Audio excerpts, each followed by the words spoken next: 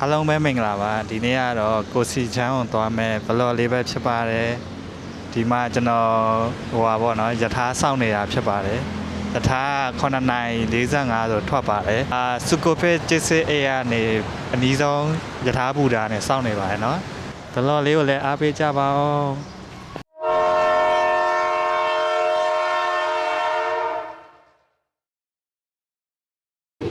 ကိုစီချမ်းကိုဘာလို့ယထာစီပြီးသွားလဲဆိုတော့ဟိုယထာစီနဲ့တဘာဝလာတရားရဲ့ကြီးဖို့ဖြစ်ပါတယ်တော်တော်လှပါတယ်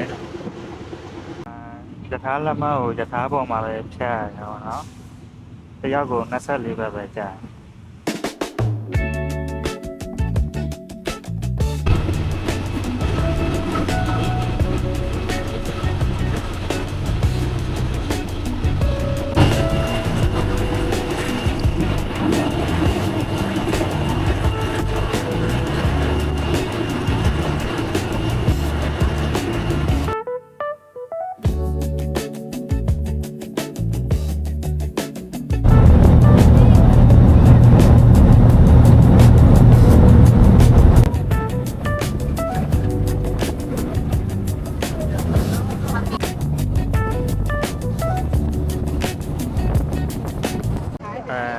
ဒါလေးစိတ်ရရောက်ချင်းနေရပါတော့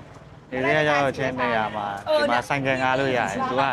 တရက်ကို250တကယ်လို့ညအိမ်မဲ့ဆိုသူက300ပေးရတယ်ဒီလိုလာတော့ဆိုင်ကယ်ငားတာအကောင်းဆုံးပဲ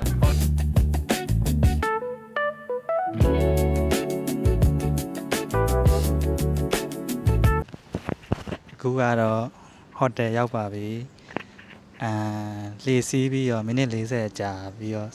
ဆိုင်ကယ်ငားရပါတော့ဆိုင်ကယ်ငားပြီးတော့ဟိုတယ်ရောက်ပါပြီဘယ်လိုလဲဆိုတာလိုက်ကြည့်ကြအောင်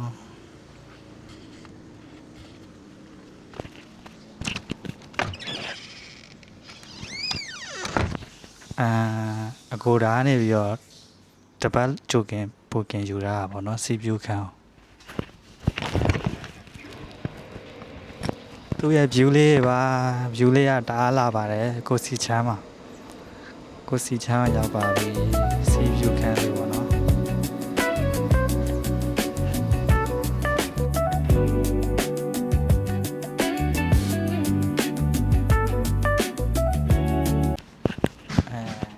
ဟိုတယ်လည်းရောက်ပြီဆိုတော့အချိန်ကလည်း12နာရီထိုးပြီဆိုတော့နေ့လည်စာသွားစားပါမယ်ကျွန်တော်နဲ့အတူတူ like ပေးကြပါအောင်